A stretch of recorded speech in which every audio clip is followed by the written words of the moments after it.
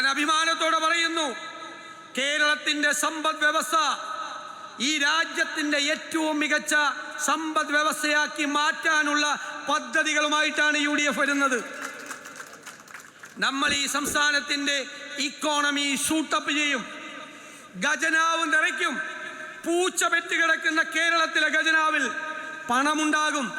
വികസന പരിപാടികൾ നടത്താൻ, ജനക്ഷേമ പരിപാടികൾ നടത്താൻ, സാധാരണക്കാരന്റെ കണ്ണീരൊപ്പാൻ, അവനെ ഹൃദയത്തോട് ചേർത്ത് നിർത്താൻ, അവന്റെ സങ്കടങ്ങൾ അവസാനിപ്പിച്ച് അവന്റെ ജീവിത നിലവാരം ഉയർത്താൻ, പുതിയ തലമുറയ്ക്ക് കേരളത്തിനെ കുറിച്ചുള്ള പ്രതീക്ഷയുണ്ടാകുന്ന തരത്തിൽ അടിസ്ഥാനപരമായ ഒരു മാറ്റങ്ങൾക്കാണ് UDF തുടക്കം കുറിക്കുന്നത്.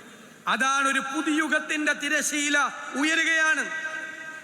എല്ലാ രംഗത്തും മാറ്റമുണ്ടാകും. ലോകം മാറുന്നതനുസരിച്ച് ഈ കേരളത്തിൽ മാറ്റമുണ്ടാകും. അതാണ് UDFന്റെ വാക്ക്. വെറുതെ പ്രഖ്യാപിക്കുന്ന പ്രഖ്യാപനങ്ങളല്ല.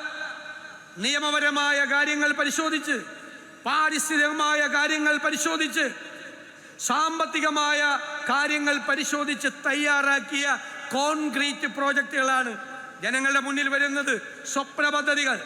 ഈ തെരഞ്ഞെടുപ്പിൽ കേരളം നമ്മുടെ കുഞ്ഞുങ്ങളെക്കുറിച്ച്, ഭാവിയെക്കുറിച്ച്, ഭാവി കേരളത്തെക്കുറിച്ച് ചർച്ച ചെയ്യട്ടെ.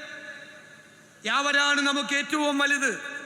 ആ കുഞ്ഞുങ്ങളാണ് നമുക്ക് പ്രിയപ്പെട്ടവർ. അവരുടെ കേരളം ഈ കേരളമായിരിക്കില്ല.